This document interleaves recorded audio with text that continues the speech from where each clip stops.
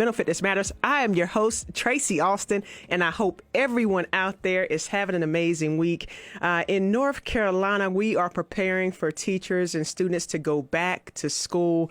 Some people have already entered school this week, and some are coming up for the next 2 or 3 weeks. They will be entering very soon. So what we are noticing here, I actually did a little bit of research. It was a survey that was released last month, and it found that the rates of stress were higher among teachers than most other working adults during this pandemic. And as we're preparing to go back into the school systems, with masks, without masks, vaccinated and not vaccinated, there's been a lot of talk of the stress being on the rise for people that are entering back in. And so I am just honored today to have a familiar face of the local radio station at WSIC. And she's a former educator. She's a retired weather forecaster, Lisa Mozer. Lisa is now facilitating peer support groups and advocating for self-care and teacher appreciation. She is also the project director of Upwind Projects, a nonprofit entity focusing on mental health awareness and serving teachers. So today we're going to be talking about going back to school, providing some resources for self-care and teacher appreciation as people get back out there. Lisa, welcome to the show, my friend. I just love seeing your bright, shining face. How are you? Thank you. Thank you. Let me tell you that when you invited me to the show, I posted that I was going to be on the show yesterday, and I got about a dozen calls asking me if Tracy was my sister. So yes. I said, hey, sisterhood. Yes, okay, yes. How do you answer that? No, we don't have the same mom and dad. But yeah, I'm like, okay, I see a little favoritism there. Absolutely. The smile, the brightness. We got a vibe going. The cuteness. That's the cuteness. Yes, the shine. It's the shine. It's the shine. That's it. Yeah. Good to see you. Good to see you as well. How are you? Tell us a little bit about yourself, where you are right now, and what's been going on. How are you? Still gearing up for the regular school year. Not everyone has gone back here in Georgia. Some of the charter schools are back. I did check online to see what was going on in North Carolina, because as you know, Statesville, North Carolina is my home, and I consider Atlanta my second home. And one of the things that we are getting ready to go into is very similar to last year. However, not everyone is mandating the mask wearing. And so that's a huge concern. And it's unfortunate because we already know, Stacey, that the majority of students, be there in high school, middle school, and certainly not elementary school, this is a population that is not masked or not vaccinated. Right. And requiring them to wear a mask, I think, is one of the things that teachers would really appreciate. Not every system is doing that, and I am advocating that please send your son or daughter to school with a mask, if not two masks, okay? Yeah, that's a lot. I mean, that's a lot. That is a very big concern. You're right, because everywhere we're seeing the policy and procedures a little bit different, and people are having to make decisions based on the news that they're getting day by day, moment by moment. Have you And just imagine if you went to your office and the majority of the population did not have that vaccine, were not vaccinated. Imagine that. And you're going to be with that room full of people all day long. So hopefully they'll keep the mask on, and hopefully we're not going to see a repeat of a loss that we did experience. I don't have numbers on how many teachers were, impacted by the virus, but we do know that that was a problem. We do know that a couple of schools already have seen some information coming out of positive tests of COVID. So it's unfortunate, but it's already beginning to start. You're right. You're right. Same thing going here in North Carolina. Things are already starting. And before we get into ways, because you've always been an advocate, you've always been on the front line of talking about how do we support our teachers and the people that are out serving our youth and trying to take care of our kids. You've always been and had a big heart for the work that you're doing. Before we get into some strategies, tell us a little bit about your background and kind of how you got into what you're doing now. Once I retired from forecasting the weather, I did a lot of volunteer work in the classroom in science. And so I think it was a natural move for me to move into the classroom as a science teacher. I taught 9 years at the Fernbank Science Center here in Atlanta, and then another 12 years at the International Student Center, where I served as the science department chair. And let me tell you that as a teacher, you're always putting out fires. And so just think about the firefighter, if I can use that analogy, because they deal with a lot of trauma. They deal with a lot of stressors, and they're putting out those fires, but they're also paying very close attention to their mental health, to their physical fitness. And that is something that teachers, not all, but a lot of teachers are not really prepared for the stress that you're going to endure. And I don't mean once in a while. Typically, you're in a stressful type of environment, be it for assessment, student changes in population, student class change, changes in curriculum. You're under that stress. And so you are more likely to need an ongoing routine that simply addresses your self-care and your physical fitness. It's very important. Over my career, I saw a number of teachers retire and then have so many illnesses. And a lot of it is related to diet and not exercising. And so I really want to emphasize how important it is, because we're hanging in there every day, doing the best that we can, and we're putting out those fires. We've got to take more attention. We have to pay more attention to our self-care. That is so good. And I like the analogy of the firefighter. That's so perfect, because you're right. You're putting out fires every day, and they have components where they're taking care of their mental and their physical. And as teachers and educators, yes, you guys are constantly from this thing to that thing, the unexpected happening every single day, and having to roll with the punches, and then having to meet expectations, whether it's a test score or whatever that might be. There's so many demands that are put on you, and your focus is trying to make sure these kids are doing well and succeeding. But what about your mental and physical health? Yeah, and we were doing all of that before the pandemic. Right. And now we're into a second year of a global pandemic. Wow. And so speak to that a little bit, because I can only imagine before the pandemic, noticing that observation that there was a component or components missing from the physical and mental and emotional care for educators. Before the pandemic, what was the impact on your mental health and physical health? And now with the pandemic, what do you think that looks like for most now? I think most teachers want to do their very best. And so many times we may not be asked to put in 12 or 15 hours a day, but if that's what it takes to get the job done, many times we will do that. And it's to our detriment, and not always, but we sometimes really limit how much attention we give to ourselves. Now, I do consider myself a little bit more fortunate in that my military training required me to deal with stress in a very physical way. So I was always cycling or jogging or swimming or doing something, and that really helped me. But not knowing all of the components of my emotional intelligence, that was something that was a learning curve that I was behind on. And since picking up that ball and rolling with it, this is how I developed the peer support groups. This is how I pay attention to what's going on with my own self-care and what I share with others. I'm going to be teachers also. Oh, that's good. And I would just want to piggyback on that, thinking about what you're talking about from that mental health perspective, and teachers wanting to give their best to make sure that the students are performing at their best. So if they need to be there longer hours, they're just going to do it whether asked or not. And I can only imagine, so as a former athlete, when you think about performance, and now in terms of the education and just really helping people perform, you have the day-to-day stress, like you said, before pandemic, of just trying to be sure that everybody's on top, performing at their best, wanting the best for each student. Now imagine an educator having to go into that same space and be an effective educator, but kind of operating in fear or concern.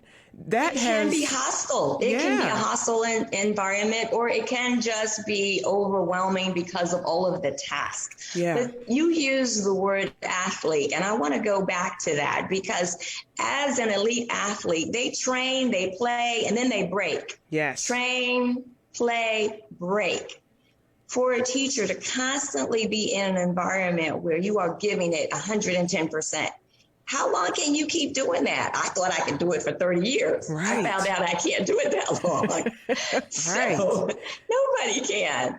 So it's really important. It's going to catch up with you one way or the other. I didn't quite get 20 years in, but I'm happy with what I was able to do, both in my education career and my military career.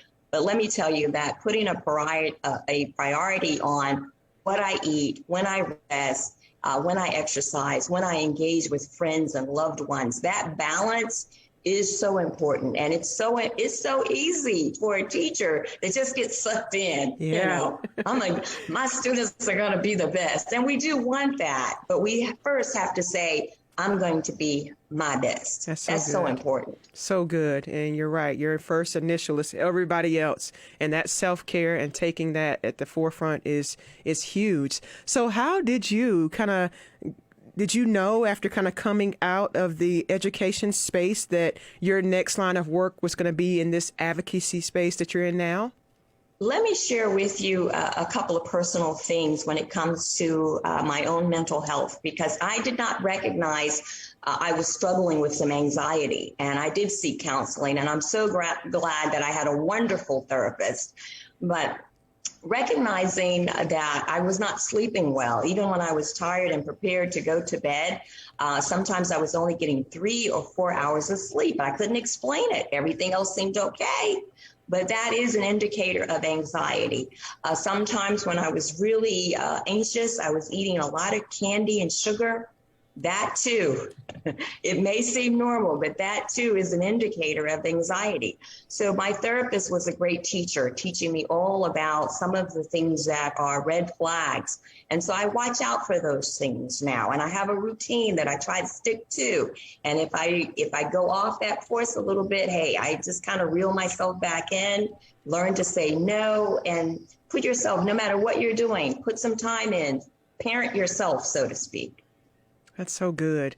You just dropped a lot of great nuggets with that, and seeking your own counsel, seeking your own teaching and education so that it can help you be more effective in dealing with some of the things that were coming up for you that you didn't even recognize were there. So thank you for already sharing some strategies there, looking for the indications that something is changing and something needs to be addressed. I think that is huge, because when we think about our normal day-to-day routine, we are getting signs and messages and signals all the time. And if we're not paying attention, it's so easy to miss those things or blow those things off. Oh, it's just this or it's just that. And something's brewing underneath. Not getting enough sleep, not eating well, going shopping too much. And then a lot of times, you know what people will do? They'll start smoking cigarettes or drinking a little bit too much vino. So it's important to recognize, hey, something, me to feel, off my center. Yeah. And know what your center is. That part. For some folks, drinking a glass of wine once in a while, that might be your center. So if you're starting to, hey, red flag. Yes. I want to stay right there for a minute, because I like that. Know what your center is, because because I know you listen to the show and I appreciate you so much. We talk a lot about that self-awareness piece and becoming more aware. And you're right. In order to know that we've gone off track, we got to begin to first understand, who are we in that sense? What is normal for me in times of stress or in times of things going well or in times of a challenge or a pandemic? What is my norm? And that can change, has probably changed and should change. But if it's going to the place like you just named, you're not sleeping well, you're eating more sweets and things that you don't normally gravitate to, things are declining in terms of your relationships. I want to talk about that too, Lisa, in terms of community and relationships. How big is that in terms of having a network? But we have to be aware. We are a social being. So making sure that you have a circle of friends and family around you that support you and will tell you, hey, you don't look so good. Hey, why come your hair is a mess today? Flip is hanging, so to speak. That's really important, that you have people who are honest with you about, because you can work really for a little while, but give yourself a break. You can't stay at 110% all year long. That's just not good. That's right. That's right. You're right. You have to be able to pull back, allow yourself to rest, and then get back out there. Let's talk a little bit about what you are involved in now. You're always doing something amazing. You're the director of Upwind Project, a nonprofit entity focusing on mental health and awareness and serving teachers. So cool. Talk more about that. Well, my sister, let me tell you what I'm doing. First and foremost are the peer support group meetings. We have these peer support group meetings online. We would love to be face-to-face, but because of the pandemic, we are Zooming. And teachers can be anonymous when they log in. And we talk about everything from classroom challenges to self-help practices that are with eating properly, exercising, and what resources are available in your community. The peer support meetings are absolutely free because Upwind Project is a nonprofit, so I'm always begging for grants and money. But this year, something different that we're doing, we're providing a professional development course. It's a 6-week course, so I'll be talking a lot more about that. And also my workbook, the Teacher Peer Support Workbook, will be coming out. I think it's going to drop in October. So wish me luck on that. Yes, you got to come back again when the drop happens so we can reintroduce it. We got to come back. Talk a little bit about that. So wait, peer support meetings. What is that for people that are listening and really not really familiar? What's a peer support meeting for people to be able to attend? What does that mean? Yeah, I think most people are familiar with what a crisis line or a hotline is. We are not that. We are more like a warm line. So if you're feeling anxious, you've got some problems, some challenges going on, you can log in any Tuesday at 7:00 during the regular school year. So we'll start back up in September here. And there are other teachers there that can relate to you because it's for teachers. It's not for anybody else. It's for educators. And so we're all familiar with the challenges, whether or not you're in North Carolina, Georgia, Florida. We've even had people log in from California and the UK. So we have very similar challenges, and we talk about some of the things that we face. We don't always have a resolution, but sometimes it's just good to vent. But we also do provide self-care practices that are very familiar with healthcare maintenance and stability. And of course, if you need more help than that, we do pass on crisis lines and hope that your family will address that with you. That's awesome. Is that like a confidential type group in terms of when people are joining part of that network? Can they go there and share and be open freely, or what's that like? We offer that. Most people will just log in as who they are. Got it. But we offer anonymity because, as you know, there's been so much pressure for our teachers not to have a voice. And you may recall last year when I did my radio show, Teacher Talk, that was one of the key elements of the show is you could call in and be anonymous because we do worry about what kind of repercussions might occur if we speak up. Yes. And that has happened. It's unfortunate, but it does happen. And I love having a voice for teachers. I don't claim to speak for all teachers, but I can tell you what I hear. I love it, love it, love it. What would you say if people are listening right now and they're like, that sounds like a group that I might want to really align with and get to know more about and become a part of? What has been some of the feedback or the benefits or the comments from other educators in that space? What are they saying about having this network?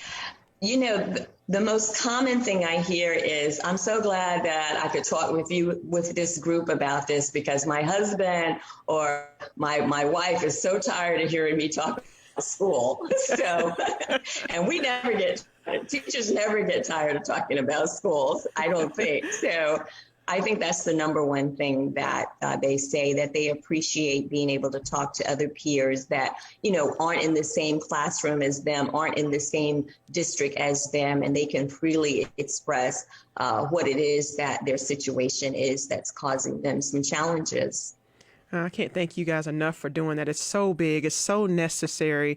And for people to feel like they have a place. And I know you mentioned that, because you are a nonprofit, and I want to make sure that with the time we have left, people know how to support what you're doing, to support your organization. Where can they go, or what do they need to do to reach out?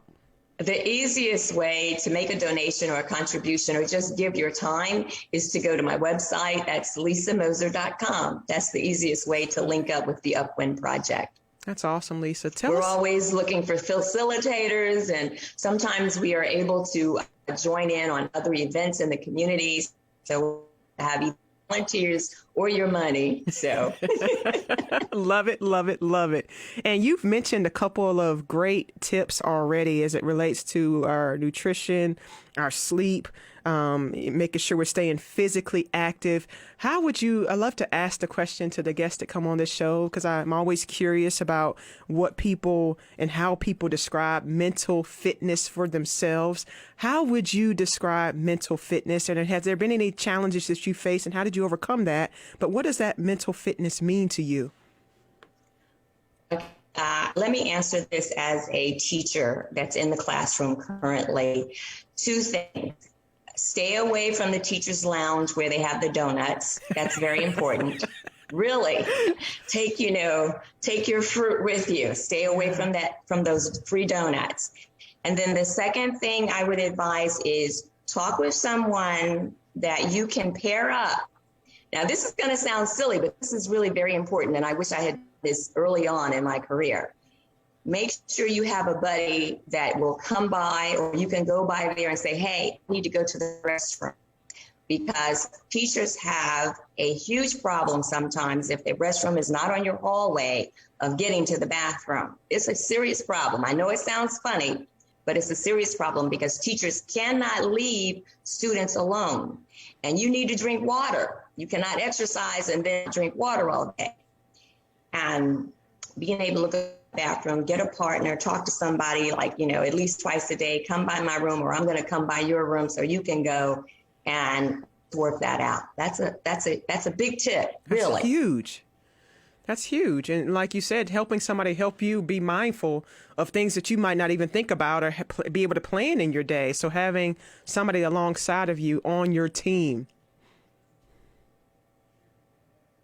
Yes, I know it sounds kind of crazy, but let me tell you that I have spoken with a couple of retirees. And unfortunately, the two ladies that I'm speaking of both suffered from urinary tract infections. And one of them actually had a terrible time with cancer. And it's from holding your urine long periods of time frequently. So it can become a problem. Oh, well, thank you for sharing that. And thank you for all that you are doing. Is there anything else that you would like our group to know about you and what you're doing and how to connect? I will be back in my hometown, Statesville, North Carolina, doing my show Teacher Talk in August. Yes. And will it be okay for me to tell everybody that you are my sisters so we can, that might give me that little effect. Yeah, absolutely. We are sisters. Sisters in spirit always. Yes. Oh, that's definitely. exciting. And I'll see you soon. Yeah, we'll definitely see you soon, Lisa. And I'm excited about it. I'm glad your show's coming back and you are coming back here to be around us. We cannot wait to have you. And I think for all the teachers... I got to come home. Yes. You know I got to come home. Atlanta's my second home. Right. Statesville is my home. That's right. And for all the educators that are out there listening right now to this episode, if you have somebody that you're connected with or community that you're a part of, make sure you go back and listen to this a couple times and share this with your network or people that you know. So much power in community. And I think Lisa did an amazing job today, just giving us just resources, not only for educators, but for ourselves. That self-awareness piece, being mindful that when stress comes up and when stress happens, because it will happen, are we aware of the impact that it's having on our mental, physical, and emotional well-being? And I love that you reached out. And don't be shamed. Yeah. Don't be shamed to say mental health is my problem today. Yes. Yes. Mental health. If Miss Biles, Simone Biles can do it, you can do it too. All day long. And we have to begin to make it a priority. That's exactly what this community is about. And that's what we're going to continue to push forward. So making sure that you're not only checking in on yourselves, self-care first.